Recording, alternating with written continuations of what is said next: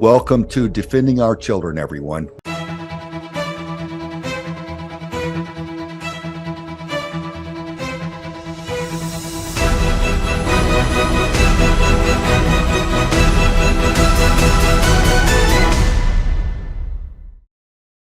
Welcome, everyone, to Defending Our Children. We are on with someone I like to call a friend now, Mark Stross. He's a technologist, and we just know him as our friend, the amazing technologist that does incredible things. But Mark, you've got a new book out. We're proud of you. We're proud of all that you're doing. Do you want to start unpacking this and telling people a little bit more about the book and set up a little bit more about what you do before we go further into this conversation today? Well, first of all, thank you for having me on. What you guys are doing at Veterans for Child Rescue is really dear to my heart after we have a mutual friend that got me involved in a completely different area of what you guys are doing. Um, Finding each other has created friendship, and that friendship's very important to me. I think there's not enough people who want to get their hands dirty in areas that are just kind of yucky. And I think you guys are getting your hands dirty and you're doing real good. And I want to make it clear, what I mean getting your hands dirty is there can be courses that by the mere extension of trying to help, you're going to actually have people that are going to be against you. It's insane to me that we are in such a point in history with the truth decay that the Rand Corporation talked about in the 70s and 80s. Where we are now is that people don't trust the government, they don't trust the media, they don't trust spokespeople, they don't really trust very much of anything except for what they read or what they get on their mobile devices or their news feeds. And what's interesting is they've programmed those devices to feed them their own bias. So when you look at it Yeah, from that yeah, perspective, these people are seeing the news they want to see, which is not really showing them the news. News is an event that has occurred and you report on it. You don't have an editorial. You don't put a bias into how you report it. That used to be news. But today you'd be hard pressed to find any news organization that actually does news. And it's because of that I wrote Killer Tech and the Drive to Save Humanity in order to figure out what is our relationship with technology? What is the yeah. relationship of ownership in a digital world?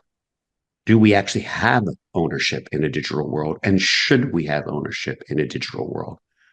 I personally don't like game manufacturers telling me you don't own anything, get used to it. Well, put it this way to you. Some of us are willing to go into the Wild West, which I feel digital rights and where we are right now is the Wild West. And the sheriff has arrived in one of the towns, and that's me. And I say, no, we do have digital rights. We do have the ability in this world to actually give and secure rights to everyone who buys something digitally. And if you don't believe me, I can prove it. It's the whole basis for Bitcoin. Mm, yeah. So if we can secure money at any denomination, so claim the Bitcoiners, because they want to take over the world, their technology, then why can't we secure digital rights of the same technology that Bitcoin does and secure the item that you bought digitally is yours? Makes sense, doesn't it? It sounds logical to Indeed. me. Yeah. Of course, a lot of people will say, well, that's impossible. Yeah, that's because it's a lot of work. But anything that we decide to do that affects our society in such an important way as what our memories are, I believe is worth fighting. Because what would society be like in the future if the stewards of that society, the government, the tech companies, just can erase your history or rearrange your history because they own your imagery? Or they just throw all of your imagery into AI and say, we really didn't like their politics, so we're going to basically expunge everything in your imagery we don't like. We're just going to erase it. In fact, we're going to erase in your pictures people and things we don't like. You will have a history that we deem is permissible. Folks, Yeah, right now, that's book burning. that that's what we're talking about. Yeah, So To be really efficient with time, my vision is a future where our digital lives are respected and preserved. My mission right now is for every person to have a unique relationship with their technology, but not as a dependent of it, but as a co equal with it. That is super important. And today, we're in a path where we will be not equal to the technology we're allowing to take over in AI, artificial intelligence, and in social media, in the way we own things. And we are allowing corporations to own our identity, therefore our humanity. And we're allowing corporations to actually have a say on how we decide we want to store and archive our lives in our history and the things that we've watched. I'm going to give you a perfect example. When you rent a movie today, you would assume you're watching the same movie you watched as a kid.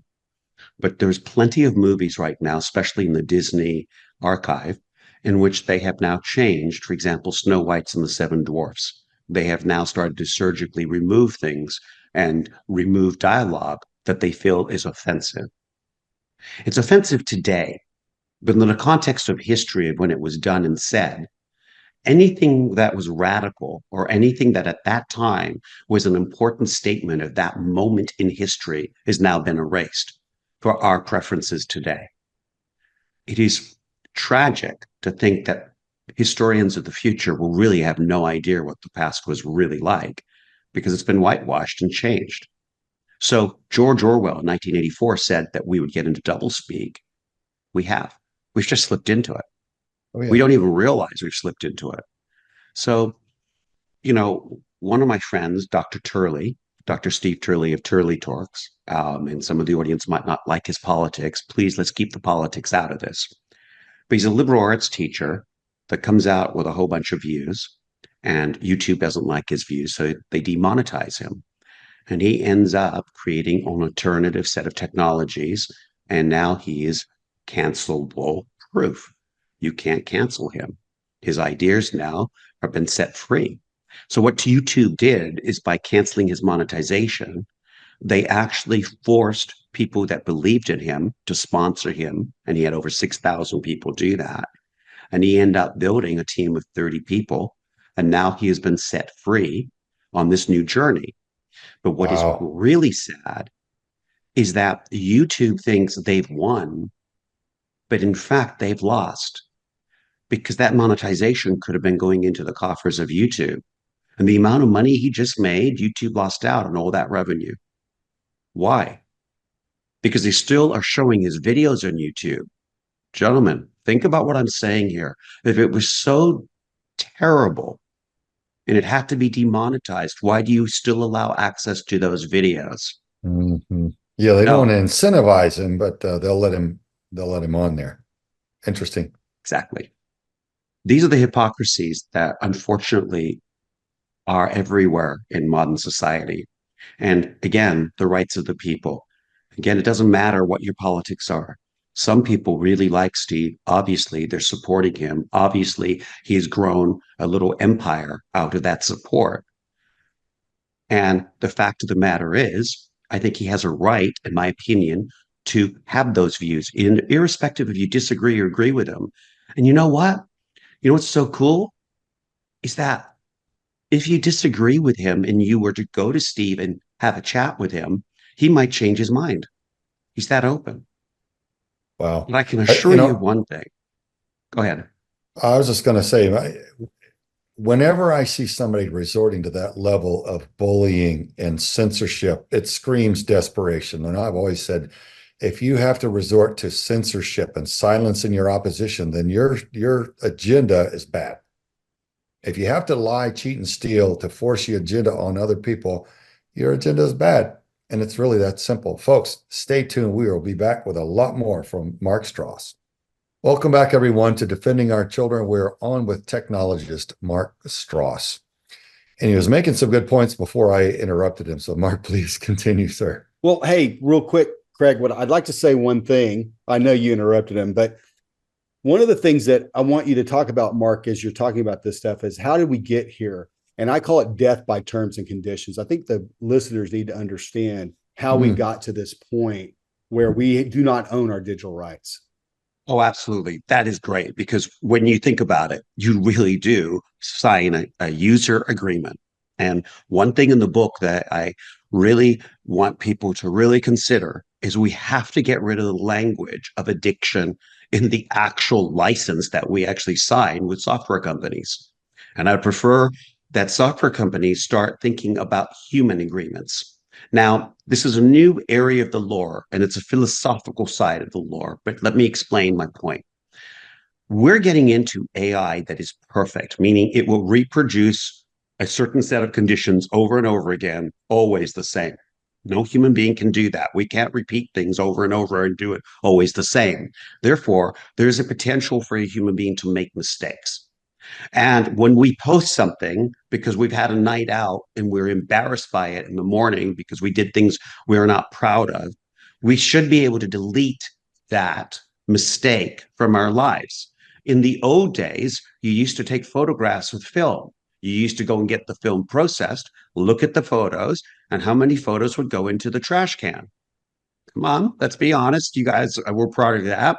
Probably half your roll. Yeah. yeah, they're not all good, right? They're not all good. And there are some memories you realize I don't really want to save that memory. Now, the good part of the old days is when you had to choose your photographs that way because you were buying them, you were more selective. But today they're all free. So we don't think about it and we don't select. So we let the corporations now with artificial intelligence filter us, group us, know what our politics, what our food desires are, who we hang out with, what movies we go to, what parts of the city we like to hang out in, all with geolocation technologies. In other words, where we are, they actually monitor us. So going back to YouTube and Google, you guys heard about YouTube, about Google's AI, Gemini, being biased. And what actually happened Yes. was we came out into the world, and first thing people do is please represent in imagery, historical figures, and every historical figure was anything but white. And then everyone was in uproar about Gemini's AI being racist or being very opinionated. Now, this is very interesting. The truth is, the Gemini AI is one of the most extremely used artificial intelligent systems in the world because Google uses it in almost every part of their business. What people didn't realize, the search part of the business that was using the AI to bring it to let people use it through search, they interjected the wokeness or the principles by how the searches would go a layer above the AI. And so now that they've injected their preference through filters, so you put in something, search world leaders, then then the search gets changed to search world leaders, but give them a diverse outcome. You understand, or diverse skin, whatever. That's added after you put your search in. This is how go spanning and other things occur. You're searching, and then another layer of the search is filtering you into other places in the search algorithm without your permission. So Gemini it's incapable of being racist because Gemini just reports algorithmically what it sees. So if it in the context of history sees that history has a whole bunch of paintings with white people in it, it would report back that those historical figures were white because that's what it sees. It doesn't have an emotional response. It doesn't think about, oh my gosh, I'm a human being and my ancestors were wrong by what happened, and then react to that. We do that. That's us reacting to AI. And that's the big distinction. So Gemini, Google's AI, is pretty solid.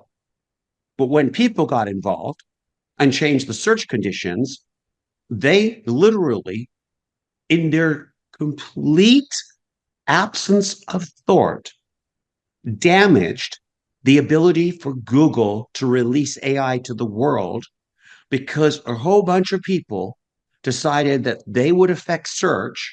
And by doing so, they discredited AI. And the irony is, AI had nothing to do with what happened at Google. Are you guys following? Yeah, absolutely. Yes, the human interference. Just like my friends in Africa, when they call it wildlife management, they call it wildlife damagement because mankind doesn't historically do very good interfering with nature. So it seems like a parallel for me. You know, it seems like the same dynamic, if you will. Yeah. And what's so sad for all of us, again, the book Killer Tech and why I wrote it is because most people don't want to worry about technology. And a lot of people aren't wired to actually get excited about technology. And I don't think they should be completely odd man out with the new society that is being created around them. The common man, the person who has not been exposed to any of this technological wizardry in their education or whatever, is really being left. They're being left out of the new social order of things. And what is scary is that if you've not noticed, you can no longer speak to people when these tech companies wrong you.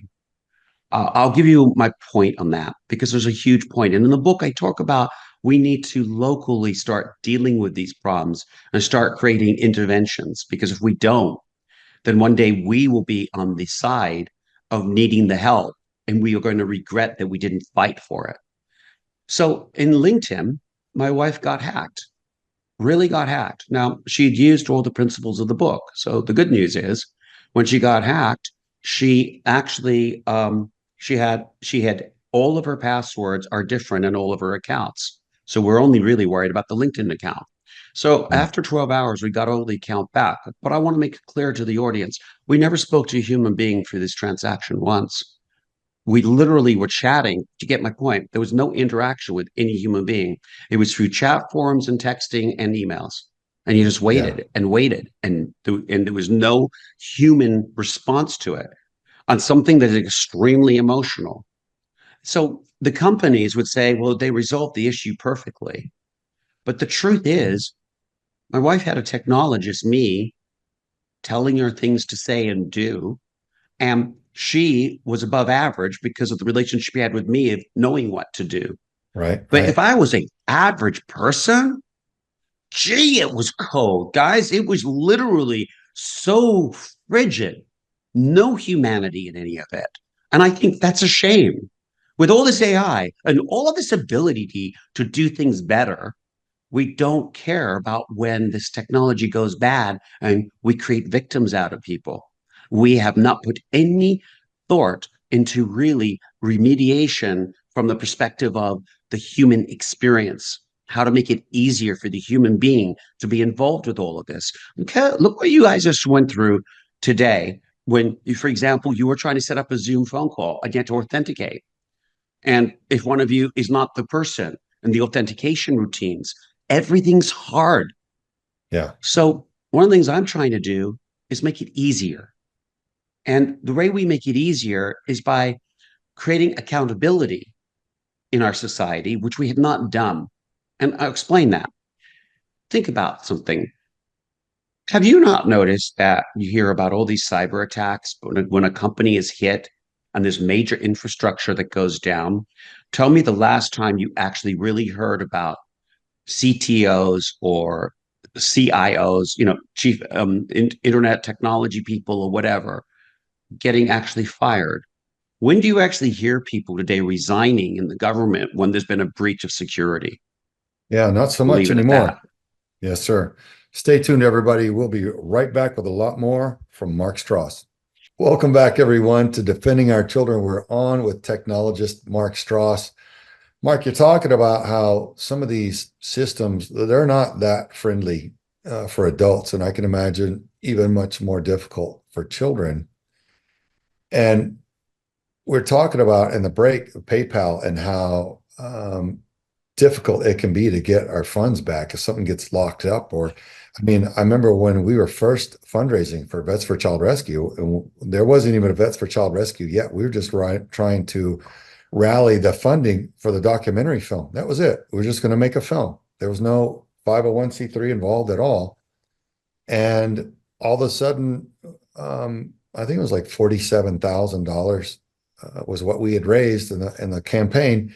And PayPal said, "No, we're taking this and we're going to sit on it for 180 days." No reason why. No, they didn't articulate any concern or anything like that. And I thought, well, can they just steal money for half a year and not be held accountable for it? There was no ability to email them. So I ended up on the phone and got passed around from phone to phone to phone. And finally, about the sixth different handoff later, one guy seemed like he was helpful and said, "What's your problem?" I said, "Here's what's going on. And here's who we are. Here, we're making this documentary film. We're looking to protect children, and here's what's going on. And our money's just got locked up." And he said, "Oh, I know who you need to talk to. I'll connect you to the right department." And it was a dead end department with an answering service that said, "We're not working with you, and we're not dealing with you, and basically, you're all done here." And it was the gist of the message. I'm like, what the heck? And the only thing I was wired to do at the moment was I took it to social media. So it was on Instagram, or it was on Twitter before Twitter changed to X. It's like 7 years ago. And people got ticked off because they'd seen that happen before too. And they were following me and supporting me. And they took it viral. So hashtag pedopal went viral all over that platform and several others. And people started deleting their PayPal accounts, and they were saying so. They're like, "I just deleted my PayPal account," and it was going viral. And within 48 hours, I think it was probably 24 hours after that, PayPal emailed me out of the blue, "Sir, you're good to go. Your funds have been transferred to this time. All good." And I'm like, wow, it took a hashtag pedopal campaign with people costing them a lot of money for them to free up our funds, which weren't their funds. They had no right to sit on it anyway. And they never articulated a reason why either way, but they freed them up, but only when they were leveraged and made to do it. That was ugly. That was ugly. But that was only our first kind of glimpse at how we were going to be combated in any effort to defend children in this country. So we started off with all the scary, bigger points. And the reason, and I want to make this clear, all of this has to do with children. You know, you just talked about PayPal hanging on to your money, you being insecure because you couldn't speak to people.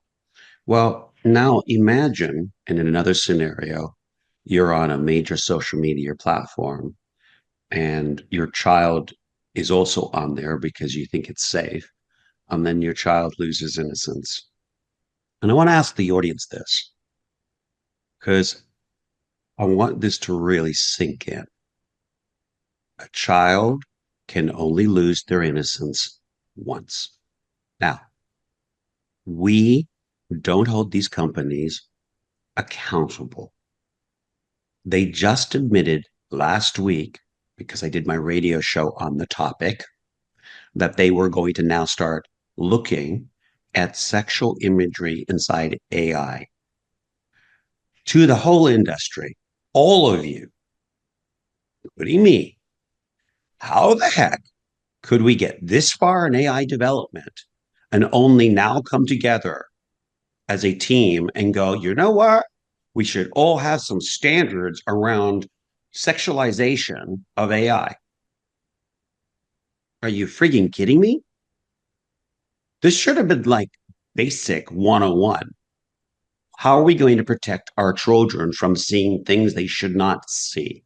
How do we create and protect our kids? How do we create platforms that protect our kids? And finally, why is it okay for a tech platform to decide when your child is going to be exposed to more salacious material? Why do you not have control over that? For real. Well, yeah. Well, even Elon Musk was expressing concern. He's like, "Man, we don't know what all AI is going to do. It's going to become a problem real quick. And when it does, it's going to be ahead of us. And then what then? My concern is we have some people that have a lot of power in this world, and they're the same type of mindset as the ones who detonated nuclear weapons before they knew quite what they were going to do in our own nation. Oh, we don't know what's going to do. Let's detonate it and see what happens. Detonating hundreds of them in their own nations, underground and in the oceans, and I think we've got to. I would pray for a return of sanity and accountability and responsibility before we just run headlong into things like this. But with AI, it seems like it doesn't seem like there's enough caution.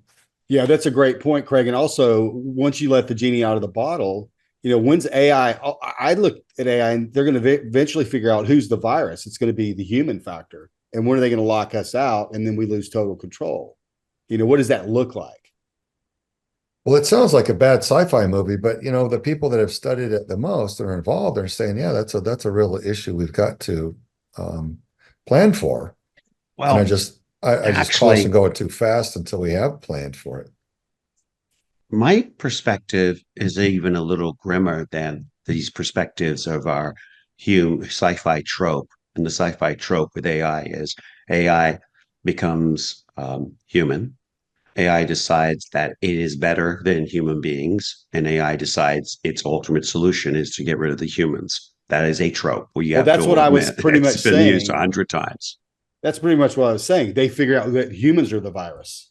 I mean, if you think right, but one thing we humans always do is we always assign our emotions to everything that's not us. So AI probably will draw to the conclusion that we are the problem, but why would they have to exterminate us? That is a human emotion. The act of killing is something that human beings do, but a computer does not know how to kill, and zeros and ones don't kill. Now, people say, well, we'll program it to do that. But let's just pretend that the AI is pure because it's just learning. It won't have the emotional instability of a human being wanting to kill a rival. It won't think that way. What's worse is if the AI goes beyond us and doesn't give a crap about us and leaves us behind. And that, I think, is the real scenario. Because if you get rid of the emotion of hate, which is so human, that's part of the human condition, AI does not actually in programming have those attributes. But I do see AI going, humans are insignificant. I don't need them. Interesting. Well, Mark, we've got a whole other half of the show, but as we round out the first half, let's drive people to where to find you and support what you do, sir. Thank you. So Killer Tech and the Drive to Save Humanity is available at Target, Walmart, Barnes and Nobles, Amazon, and other places. And we also have the audiobook out right now, and the actor in the audiobook is really good. He makes it more dynamic than I realized the book could be, which is so cool. So the audiobook is also a very good read for kids. It's because of the dramatic way the book was done. So if you have some kiddos and you're interested in sharing this with them, I really think this is good for pretty much any kid. I know, Forrest, you've read some of the chapters. What do you think? I think it's got some fun stories. So far, I've listened to the audiobook. I'm really liking. You dove right into the deep end, and that's what I like. Well, stay tuned, folks. We'll be back with a whole bunch more from Mark Stross. Welcome back, everyone, to Defending Our Children. We are on with technologist and author Mark Stross. We're talking mainly today about his new book, Killer Tech. And one of the things that you brought up before the break kind of piqued my interest. And you talked about, what if AI is pure, then it wouldn't have any need or inclination to exterminate mankind, because why would it need to? What do you think personally, Mark, of those who say that they don't believe that AI is artificial?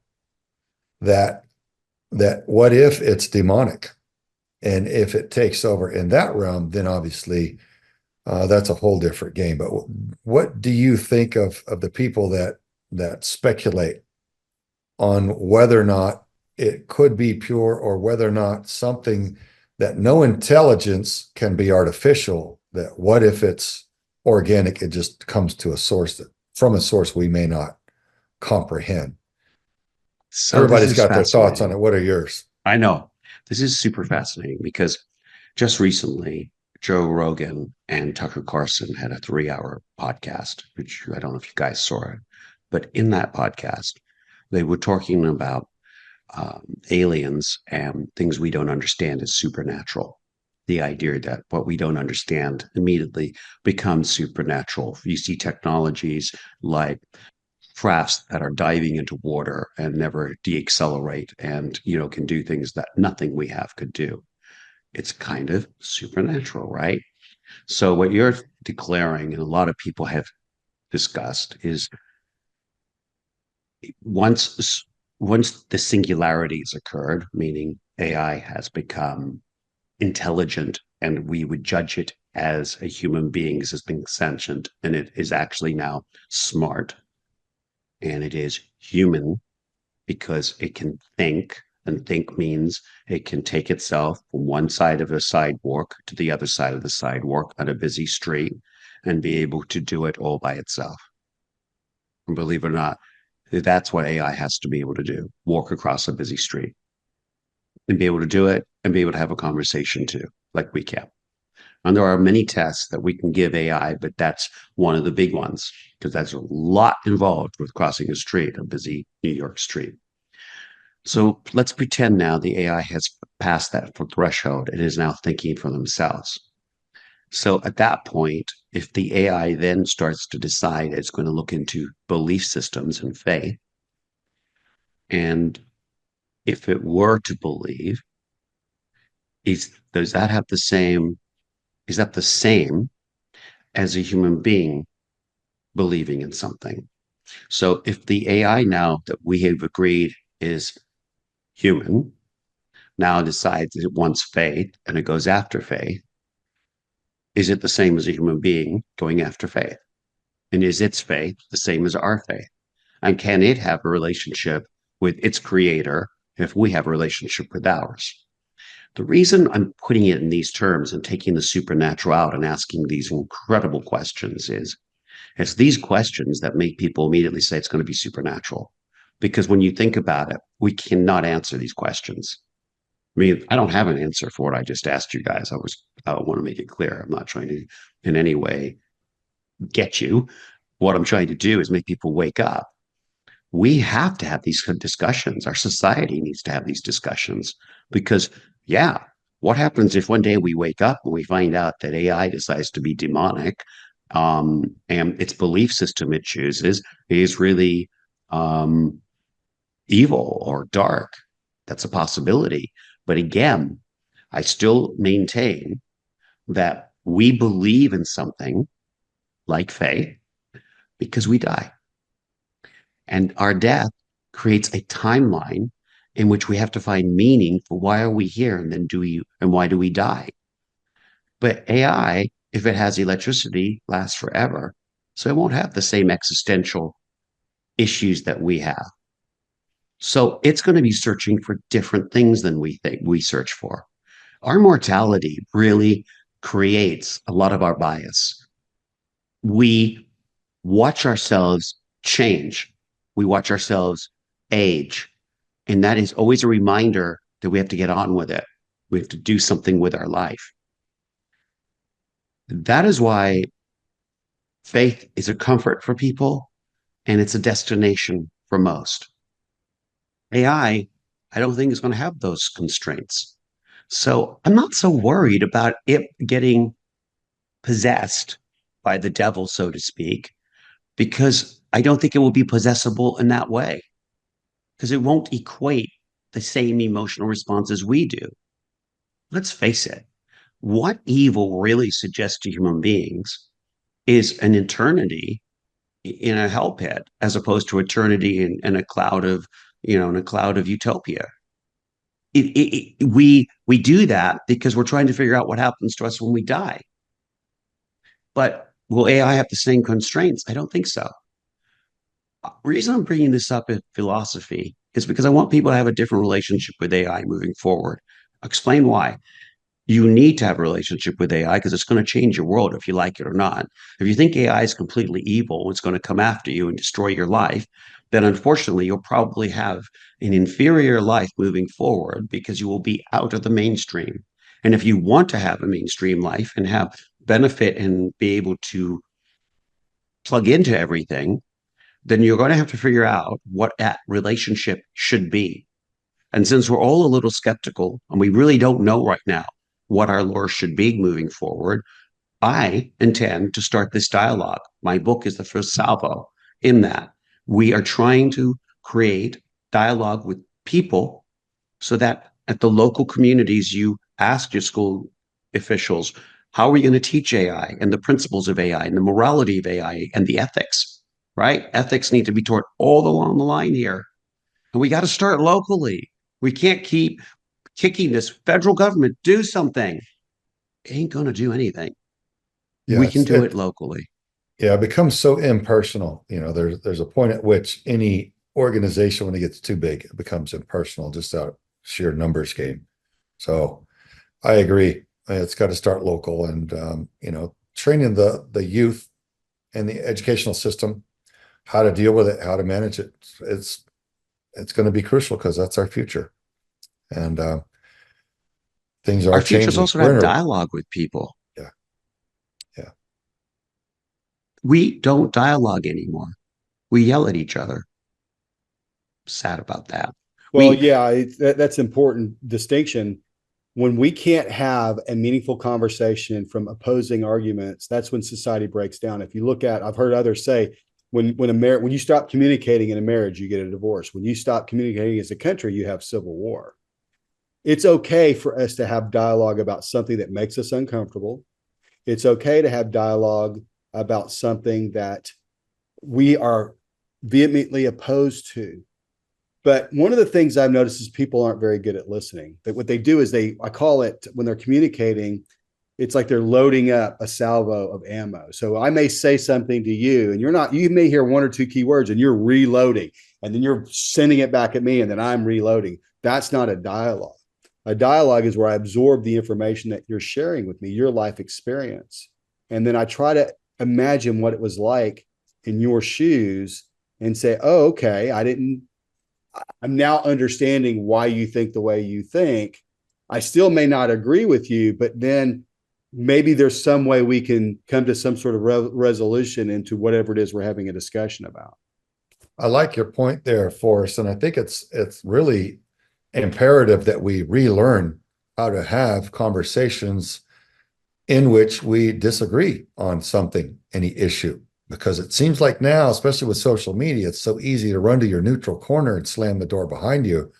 There's no real effective neutral watering hole or public square where people are hanging out and having discussion. It's like if the moment you disagree, you disengage, and that's not our best. Hey, but stay tuned. We'll be right back with a lot more of this, and a lot more from Mark Stross. Welcome back, everyone, to Defending Our Children. We are on with technologist and author Mark Stross. Mark, so let's hammer on the children aspect of this a little bit more.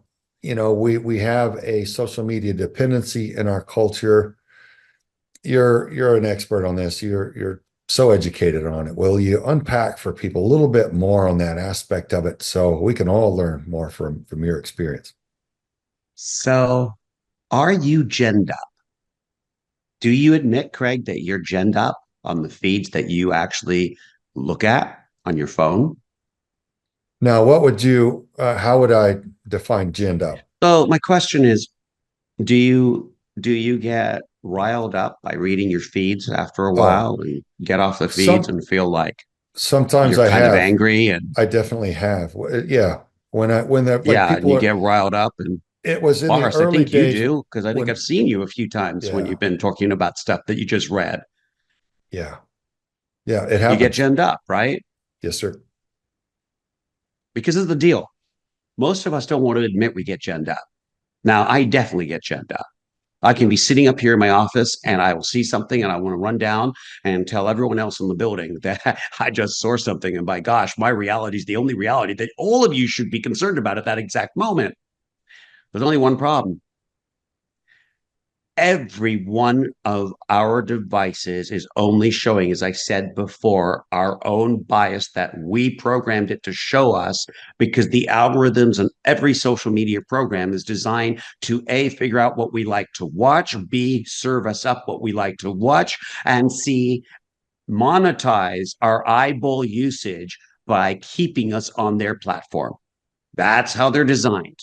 And guess who gets the lion's share of all of this? Our children, because we serve it to them and we are teaching them to be served from the earliest of ages all the way up to their death.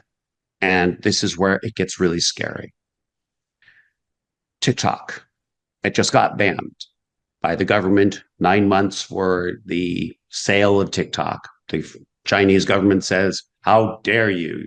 You are America. How can you take away our freedom and our rights to actually operate a company? And then you've got the American government saying, we can't trust that you're not using our data in a bad way. So all government agencies are not going to use TikTok. That already happened. And now we want to extend the ownership to American shores. And then you've got people in TikTok going, gee, I don't want to take it away. I love my TikTok. I'm making money on TikTok. I do some twerking, I get a paycheck. Wow, it's pretty cool. I mean, it's a very easy way to make money. If I can think of many ways to make money, that's a pretty cool way. And TikTok has allowed many people, many new influencers to just erupt on the scene based on certain skills they have. And I am not, with sarcasm, I am not saying a twerker is not important to society. What I'm saying, it's interesting that there's a business model behind that. And this is where it gets really phenomenally cool, is we have a business model on showing the worst of our nature to the world, when in China, the same application from the same company with a different name, same application, has a completely different algorithm that highlights the very best of Chinese culture and society. You know, guys, we got this beautiful Olympic athlete. He's 10 years old, Daniel. He's right now competing. He's an American. He's one of the best athletes out there. He's going to be able to compete against anywhere in the world. Where are the stories about him on TikTok? Where are the stories about all the Olympic athletes? Oh, you'll see little side stories, but where's the big stories? Where's the highlighting the very best in our culture? I don't see it. So what we don't do is we do not highlight what's best. So our kids are only being exposed to what's worse. Now, Yep. let's just Yep. finally put a wrapper on all this. Where's our national pride? I mean, you go to other countries and they're highlighting their national pride that's at record levels. Perfect. Exactly. So, guys, now pointing at all of us and me, all right, TikTok right now has to be bought by an American company. Whoever buys TikTok, you have a chance to put an algorithm into TikTok that highlights the very best of our nature. I'm calling you. Do what is right for once. Do something that will not just make you money, but will build up the very society that you are making money in and on. The Chinese app makes a ton of money by highlighting the good. We can do the same in this country. We have to have the mindset to do it. And we have a chance now to do it. And the only way this is going to happen is if we, the people, start demanding it. And that, again, is at the local level on up. You speak to local officials, you speak to state senators, you speak to senators in Congress, and then eventually the Senate. But start at the local level, put pressure all the way up the line. We want a better TikTok. I don't want to ban TikTok. I want a better TikTok. I like that solution. Just buy it and change it. You know, That's certainly Absolutely. interesting. And like I said before, if you go into other countries like Russia, or if you go, they have a great level of national pride. That one of the things that we're not doing is we're not teaching our kids history. We're not teaching our kids about prideful things. We're not teaching our kids to be respectful to adults. Everything is the opposite. It's anarchy. It's stick it to the man, and it's illogical to me. And I think we need to return logical thinking back to our society. Well, it's what Yuri Bezmenov warned us about. It's the grinding down of our culture. It's the deliberate demoralization of our populace to weaken the strength of our nation, which is our culture. And TikTok, the Chinese CCP, and others are laughing as they manipulate and they watch our nation swirl the toilet and weaken and degrade our culture and our moral values and slide into the abyss. So they couldn't beat us kinetically, tanks, planes, and guns. So they came after our culture. That's TikTok is one example of that. And I like Mark's solution, man. Why not somebody just buy it like Elon did Twitter?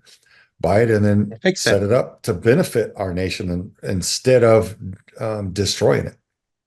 It's interesting too, Mark. Let me ask you this. Today, we can name probably a dozen different movies, dystopian environments where people are pointing this out in society, but yet it's happening in real life and nobody believes it. They believe it in a movie, but they don't believe it in real life. Well, yeah, well, that's because unfortunately something that is right in front of your face is much harder to believe than something that you have in your fantasy world. Um, and that's actually the human condition, is because we humans are actually designed not to respond to a lot of the input. So it's very scary. If you think about a kid today and you think of what we train a kid to believe about the world, I would be scared. When kids think that words can hurt them, and I was trained that words can't hurt me, and we're training kids today to believe that if I say a word they don't like, I am actually a mean person. I mean, I hope we all agree that is a new problem. It's a new way to have actually demoralized the strength in a child.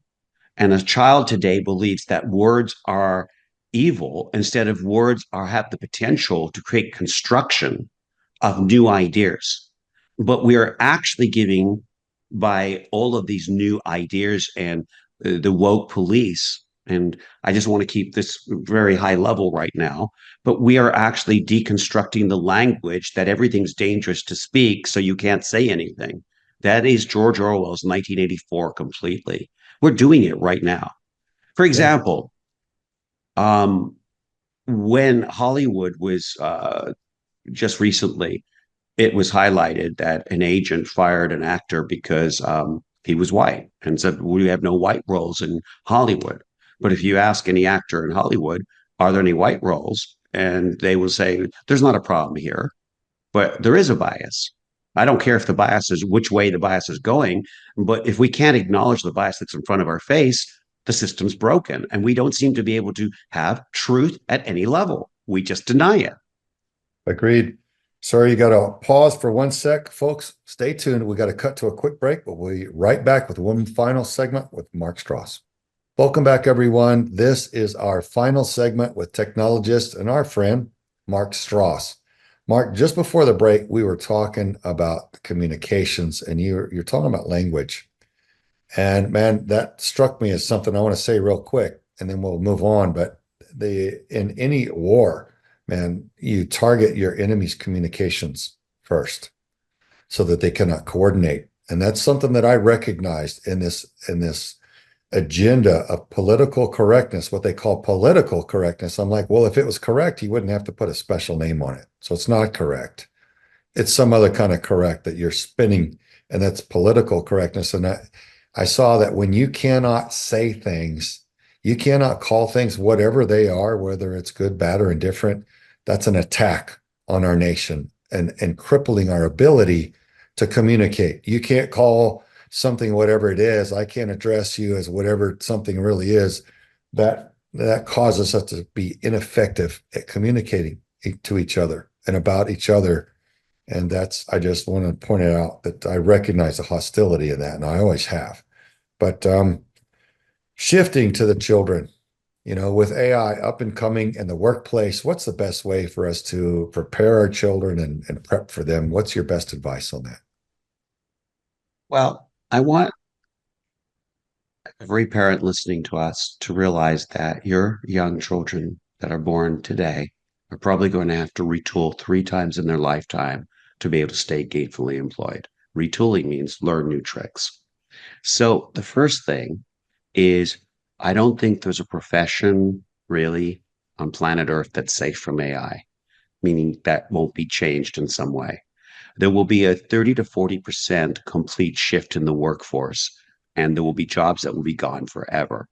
When you can get rid of labor, when you can get rid of jobs that have a where you get rid of medical insurance, you get rid of salaries, you get rid of all the facilities and everything you have to support a human population doing a job, offices, etc.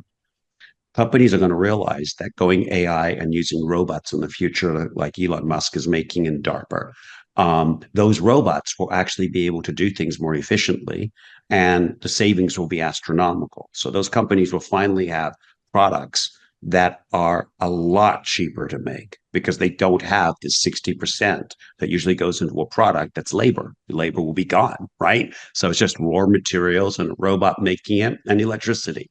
So when that equation occurs, what will businesses decide to do? Will they be into supporting a population? In other words, saying our business has always supported 20,000 workers, and with the profit, we are obligated to those 20,000 workers for the rest of time. And we'll have those workers do tasks for our business around what the AI can't do. Or are we just going to be completely mercenary and suggest that, well, we don't need you anymore, hit the streets? But we'll make the 60% extra profit. Now, this is where it gets really tricky. In the future, do you want to pay incredible taxes to have universal income? Or would it be more incredible if companies were to take portions of populations and they are in the business of actually keeping those populations fed because they're making such obscene profits? That way, we don't get taxed into oblivion and we're all doing something productive. This is the type of dialogue I begin in the book. It's kind of dialogue we all need to have. But more importantly, as parents, you need to start preparing your children to start thinking about what do I want from my society if I can't have the job I want? And these are things that are going to be real discussions around your fireplace or your dinner table. I would say in the next 10 to 20 years for sure. And 70% of you will be having that discussion in the next 20 years, guarantee in some way. And then let's get back to the last thing. Today, we know that the tech companies are right now catching up to protecting your children from harmful sexualized imagery and videos from AI. And right now, the porn industry right now is now just going out. I mean, they're having literally a utopian period where they realize they don't need porn stars any longer because they're on the verge of making AI look so good they can just churn out content all the time. So there's going to be more content available to corrupt and destroy your children's brains. And guys, you have to appreciate cannot think any longer that you can keep your kids away from this stuff. You have to actively keep them away from this stuff. You're going to have to come up with ways to be allies with them. And you're going to have to create accountability between you and your children. And this is my final wrap up. Until we as parents deal with our own social media addictions and be real about our obsession with our phones, and not realize that our children see our addictions and see our dependency and see it in technicolor. So when they see us do something that we're telling them not to do, we look like hypocrites. Yeah. I am begging you all to realize you have to amend your ways in order to protect your children. And if you want your innocence protected, then stay away from harm. But show your children you're doing that by letting them be your accountability partner. They see you trying to stay away from harm. That helps them stay away from harm. It means more work by you, the parent. If you have time to go to play golf, if you have time to go and play tennis or do other activities, you have time to be in your social media lives of your children. If you're not in their lives doing it with them, you do not know where they're at. And if you don't think they're in chat rooms you wouldn't like, then think again. Go and check it out yourself. That's the only way you'll know. Yeah. I'm holding you all to account on this. We, the parents, can make a difference. Make it. I'll just back you up as a parent of a child who's been traumatized. There's nothing you wouldn't do in hindsight to prevent that trauma to your child. And that's not even from someone who's lost a child.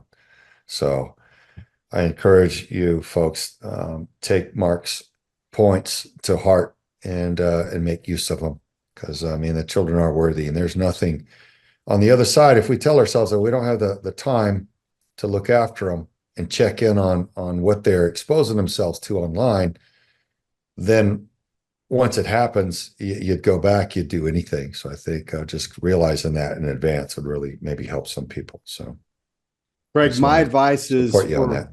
My advice for our listeners is read the book and get your kids to read the book. And the reason I say that is there's a developmental process that's different from consuming. When you consume information digitally versus reading a book, if you read a book, you're developing that frontal part of your brain a lot better.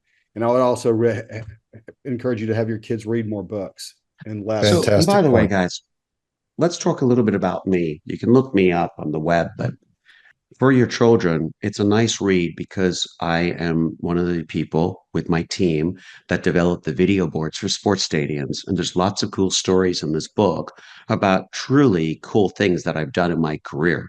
And what I like is there's lots of stories where you see my personal growth as a technologist in real time. I don't come to this story as a perfect individual that is standing on my throne, looking down, or not standing on my throne, sitting on my throne, but looking down and saying, look, you people who don't know technology, you need to do it better. No. You see, I'm standing from a perspective of seeing my kids lose their innocence, from seeing all the mistakes I made by thinking willpower was enough. Let's make something very clear. How can my willpower and my family's willpower stand against 800 programmers at Google or armies and thousands of programmers that have only one task: make an app so addictive that you don't want to leave it? How do I fight against that? You don't. Not directly. You have to join with other people. You have to join up with people. You have to take knowledge that's available. You have to have discussions with people. You have to create accountability groups. You're right, Mark, but I'm sorry, sir, we're out of time. So folks, go get the book Killer Tech from Mark Stross. Mark, thank you for coming on with us today, sir. God bless you for all that you do. Everybody join us next time on more Defending Our Children. Thank you so much.